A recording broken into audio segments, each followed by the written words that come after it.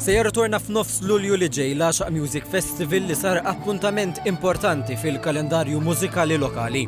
Se jiftaħ l-ewwel lejl tal-festival fi 17 ta' Lulju il-leġenda Taljana tal-blues rock Zucchero li se jagħti spettaklu mill-aqwa bħala parti mill-Overdose d'Amore World Tour li bħalissa għaddej b'suċċess kbir madwar l-Ewropa. L-għada 18 ta' Lulju l-festival se jkompli bil-grupp leġendarju Franċiż Gypsy King li rebaħ ukoll Grammy Award għall-istil mużikali tiegħu li jżewweġ flimkien il-flamenco, is-salsa u l-pop. Fiż-żewġ tiljieli wkoll lista twila ta' artisti lokali. Ma' TVM News iċ-chairperson tal-Għaxaq Music Festival François Patch tkellem dwar l-arranġamenti speċjali li saru għall-parkeġġ. Għandna diversi għaliqi fil-bypass ta' Għaxaq illi huma mhux il-bogħod iktar minn 5 minuti mixi.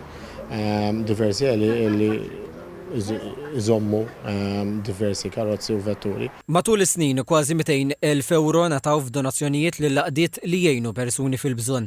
Fil-festival ta' din is-sena parti mill-qlieħ mill-biljetti se jmorru għall-laqda Embrace Diversity li tgħin persuni b'diżabilità.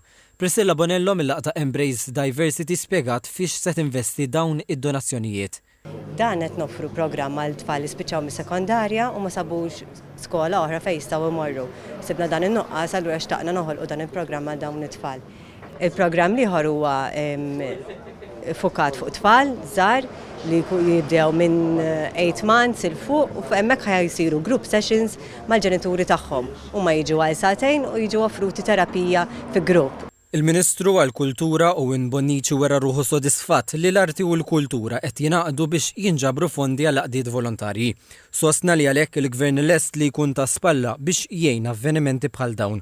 Dan il-festival huwa organizzat mill-Laqda Mużikali Santa Marija ta' Għaxaq u jsir b'kollaborazzjoni mal-Ministeru għall-Kultura u l-Awtorità tat-Turiżmu.